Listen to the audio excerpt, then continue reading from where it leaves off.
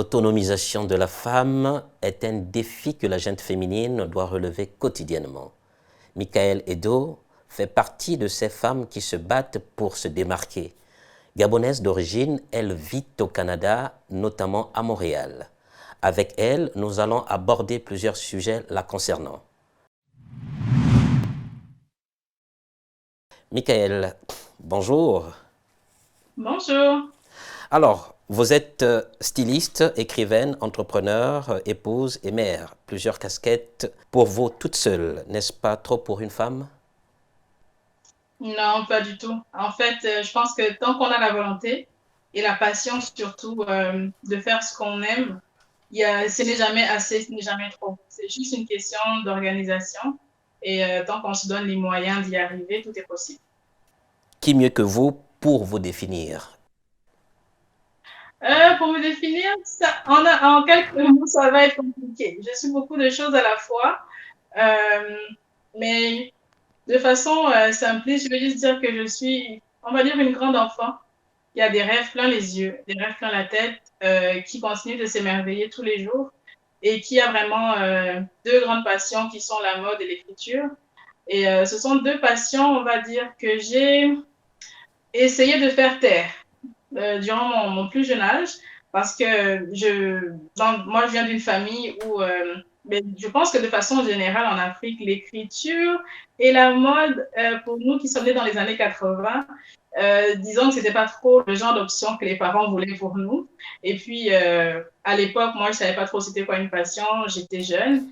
Et on se rend compte au fur et à mesure que on s'intéresse à beaucoup de choses. Il y a beaucoup de choses dont on se désintéresse, mais il y a deux choses dans ma vie qui sont restées statiques. En fait, je dirais même pas statiques.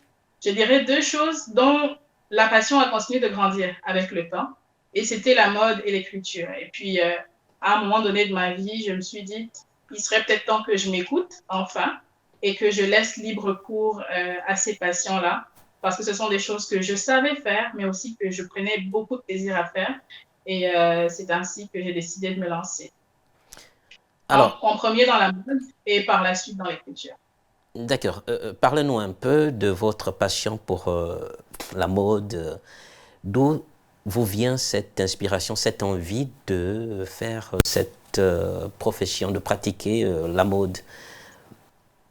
Je vous avouerai que ça n'a pas toujours été une volonté d'en faire un métier. C'est devenu une évidence par la suite. Mais ce que je peux dire, ça peut paraître cliché, mais je pense que ma passion pour la mode, elle remonte vraiment à très très loin quand j'étais enfant. Vous demanderez si mes sœurs étaient là, elles témoigneraient. J'avais cette fâcheuse habitude-là d'embêter mes grandes sœurs. Je faisais en fait des défilés de mode. J'organisais des défilés de mode à petite échelle pour mes poupées et je leur faisais des tenues, mais des tenues à la Lady Gaga, mais vraiment avec des accessoires, des parapluies, des chaussures. Et j'avais 7 8 ans en fait à l'époque. J'étais tellement absorbée par ce que je faisais que je pouvais passer une journée entière, limite sans manger. Je m'en rendais même pas compte, j'avais pas faim. Parce que c'est quelque chose que j'aimais tellement. Et quand je finissais, j'étais juste surexcitée à l'idée d'aller montrer à mes sœurs, à mes frères, regardez ce que j'ai réussi à faire, regardez ce que j'ai réussi à créer.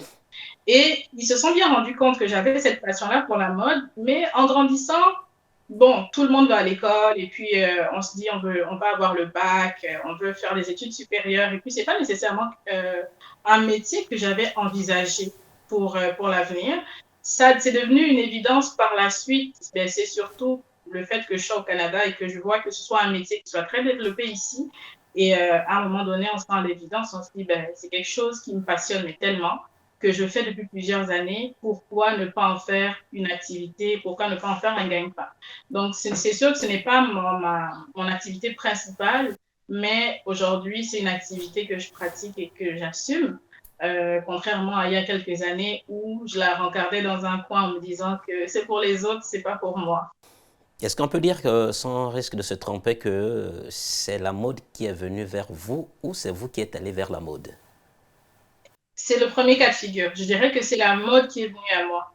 C'est quelque chose qui est là en moi depuis, je ne pourrais pas vous dire depuis quand exactement. Tout ce que je sais, c'est qu'un jour, j'ai réalisé que j'avais cette passion-là et que j'ai commencé à l'exploiter.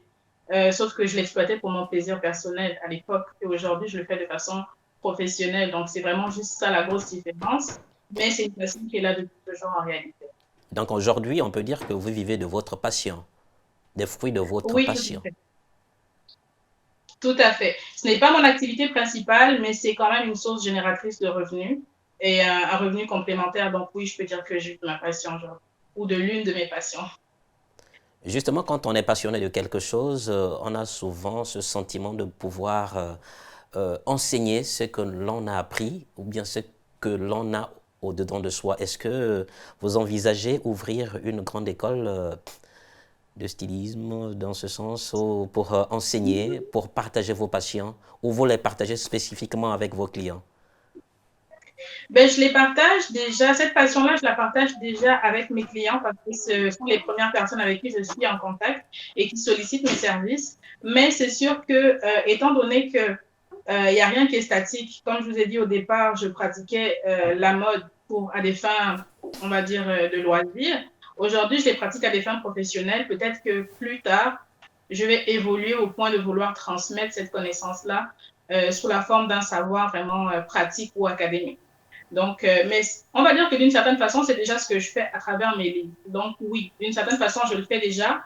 Mais ouvrir une école de mode, on va dire que ça, c'est une option qui me séduit bien. Je vais donner ma Envisageable. langue de chat pour porter la poisse, mais effectivement, c'est une option qui me parle et qui pourrait réellement se concrétiser dans les années à venir.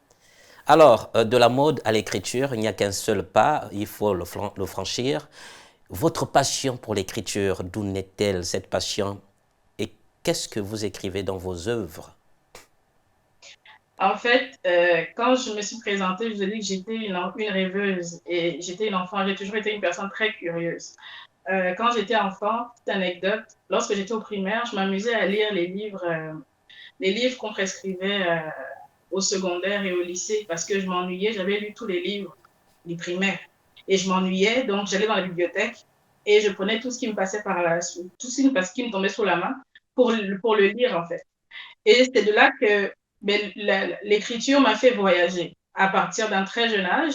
Et déjà, dès l'âge de 8 ans, je participais à des concours d'orthographe parce que j'avais comme, on va dire, un talent inné là-dedans. Je le faisais naturellement et puis ça donnait d'excellents résultats. Et au final, quand j'ai eu mon bac, j'ai voulu poursuivre dans l'écriture.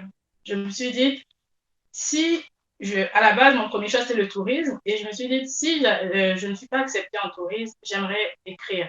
J'aimerais m'inscrire en littérature. Je ne sais pas encore sur quoi je vais écrire plus tard, mais c'est quelque chose qui me passionne tellement que j'aimerais pouvoir le faire. Et au final, j'ai été étudier le tourisme et ma passion pour l'écriture, ben, elle a toujours été là. Sauf qu'au lieu d'écrire et de commercialiser, j'écrivais pour moi, pour consigner un peu mon état d'esprit, ma façon de penser, un peu à travers des... C'était pas vraiment comme un journal intime, mais plus comme un cahier de bord où j'écrivais un peu tout ce qui me passait par la tête parce que c'est ça le problème des personnes qui sont dans le domaine des arts. On est très créatif et parfois on a du mal à contrôler cette créativité. Donc, ça m'aidait de coucher ces idées-là sur papier, de pouvoir écrire. Oui, Et justement, Michael, oui, dans l'univers page à oui. page de vos œuvres, qu'est-ce que vous évoquez, qu'est-ce que vous écrivez pour les lecteurs? Ce que j'écris est toujours en rapport avec la mode. On va dire que la mode est ma passion principale et de cette passion-là découle aussi une passion pour l'écriture. Donc, ce que j'écris, c'est principalement autour de la mode. Parce que lorsque je me suis lancée dans le stylisme de mode en 2018, euh, j'ai terminé ma formation, je suis diplômée d'une école de mode professionnelle ici à Montréal. Et lorsque je me suis lancée en tant que styliste, je me suis rendu compte que à travers les consultations, il y a plusieurs questions qui revenaient. Les femmes, même, je travaille essentiellement avec des femmes. Alors, les femmes, de façon globale, on a pas mal les mêmes insécurités par rapport à notre physique, par rapport à la façon dont on se perçoit, par rapport à la façon dont notre corps peut changer, surtout après les maternités. Donc, je remarquais que ce sont des questions qui revenaient très, très souvent et qu'il y a un thème en particulier qui était au cœur de tout ça, c'était la mode en lien avec la confiance en soi. Et j'ai décidé Alors, d'écrire. Michael, Oui. Avec Oui. plusieurs casquettes, styliste, écrivain, et d'autres choses encore, comment vous arrivez à concilier ces passions avec vos autres activités et comme épouse également, comment vous arrivez à concilier tout cela? Comment vous arrivez à gérer? Bah, je dirais que tout est une question d'organisation. Ce n'est pas toujours simple au quotidien, je vous l'avoue. Parfois, on est tiraillé, il faut faire des choix, il faut avoir des priorités.